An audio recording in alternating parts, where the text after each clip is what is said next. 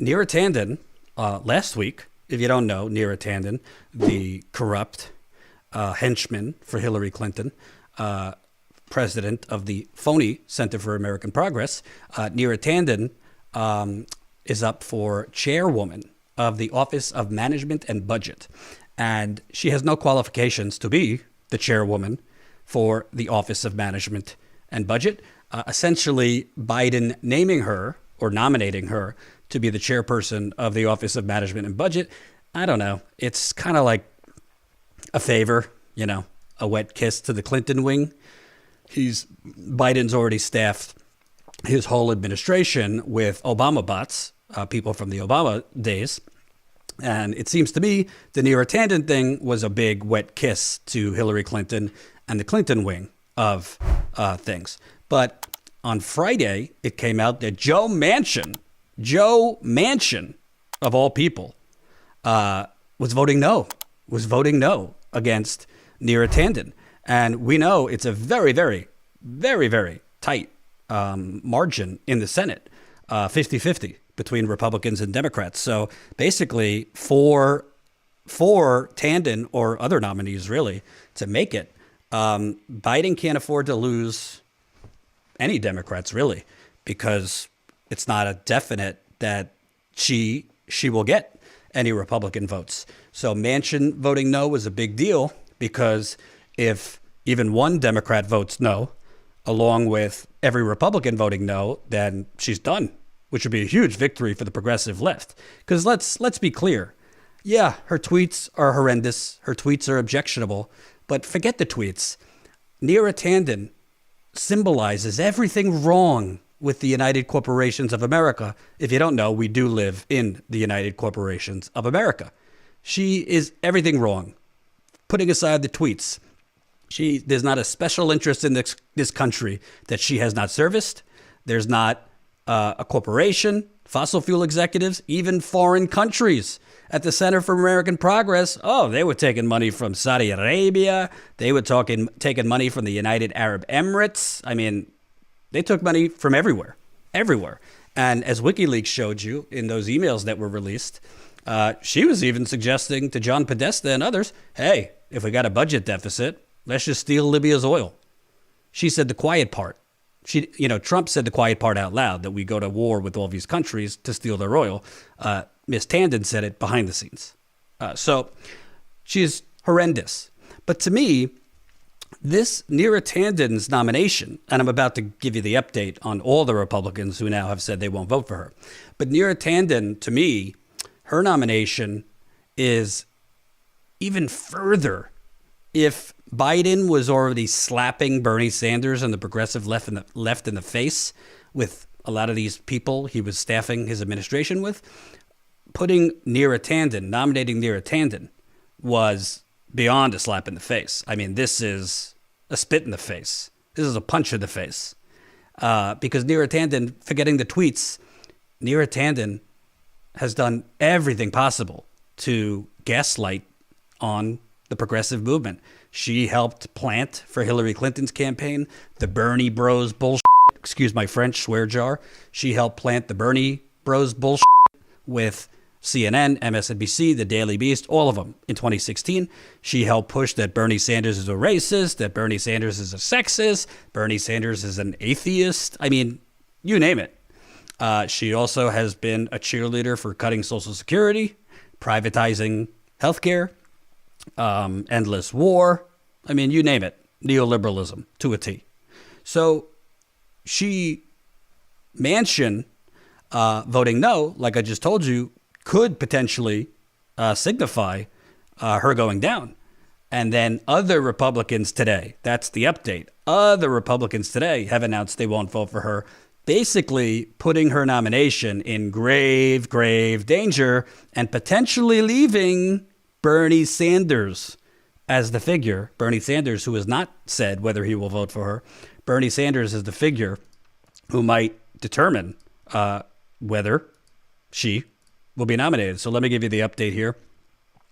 Neera Tanden's nomination to be Joe Biden's budget chief is in even more trouble. Susan Collins and Mitt Romney said on Monday they will oppose Tanden to lead the White House Budget Office, dealing a decisive blow to her hopes of confirmation. And Democrats aren't even sure whether Tanden will receive a vote on the Senate floor. Tanden's bid to become director of the Office of Management and Budget first became imperiled Friday when Manchin announced he would oppose her, citing her controversial Twitter feed. I mean, obviously that's not the reason, but I don't really care what Manchin's reason is, as long as he's doing it. Without the support for Manchin in an evenly divided Senate, Tanden needs backing from at least one Republican. Moderate Senator Lisa Murkowski of Alaska has not yet said how she will vote and seems to be Biden's best and only hope. Yet without Romney or Collins supporting her nomination, it's increasingly unlikely that Tanden will be confirmed. She would be the first Biden cabinet nominee to fail. She's scheduled to receive a vote in the Senate Homeland Security Committee this week. Moderate Kristen Sinema, she ain't no moderate, she's a right-winger, technically a Democrat from Arizona, who is often aligned with Manchin, sits on the committee but has not declared her position on Tanden. Senate Majority Whip Dick Durbin said it was too soon to say whether Tanden would receive a vote on the Senate floor, but also too soon to say whether Biden should pull her nomination. So we got Romney, no. We got Susan Collins, no.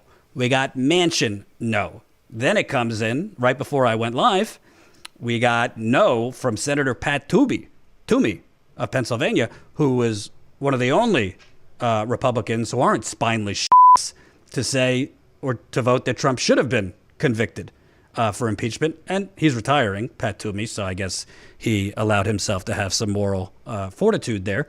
But Toomey's going to vote no against Neera Tanden, as is fellow Republican who's going to retire, Rob Portman, says he will not vote for her. So, as CNN's reporter here, the Biden team is running out of options to rescue the Tanden nomination. With Manchin a no, they need at least one Republican, and they still run the risk that Sinema, who is yet to say how she would vote, could also vote no. And the White House, Biden's White House, because we know, when in doubt, let's play identity politics. Biden's White House earlier issued a very, very big defense of Neera Tanden. Jen Psaki, the White House's press secretary, wrote, Neera Tanden equals accomplished policy expert.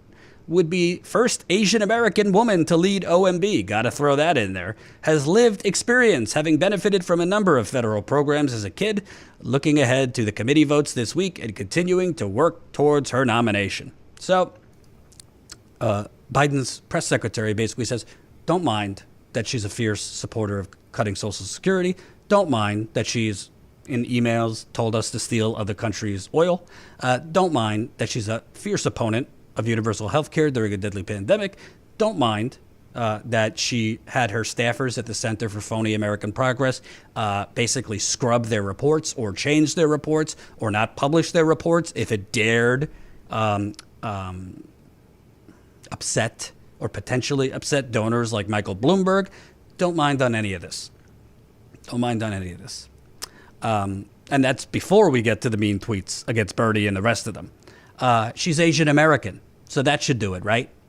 I mean, honestly, this identity politics, essentially, it's beyond gaslighting. Really, what Biden's administration is doing and has been doing is essentially trying to sprinkle a little fairy dust over here, and make sure you don't look over here. Let's sprinkle some fairy dust. Oh, the defense secretary, he's on the board at Raytheon? Well, he's the first black defense secretary, so don't worry about the fact that he's on the board of Raytheon. I mean, the list goes on. The Asian Americans they're putting in, black Americans they're putting in, Latino Americans they're putting in. Hey, I'm all for wider representation, diversity, gender, sexual orientation. Wonderful, wonderful, wonderful. But if they're the same neoliberal hacks selling you out under the greater United Corporations of America, then I don't really care if they glow in the dark. I don't want them, and you shouldn't want them. And by the way, there are plenty of more qualified and progressive Asian Americans that Biden could have put in as chair of the Office of Budget and Management. Just saying. Hope you enjoyed that last video. Hop on over to statuscoup.com where you can sign up for our email list and become a member for as low as $5 to $10 a month. Membership is how we grow. That's statuscoup.com/join. And remember, join our email list so we can grow the revolution with you.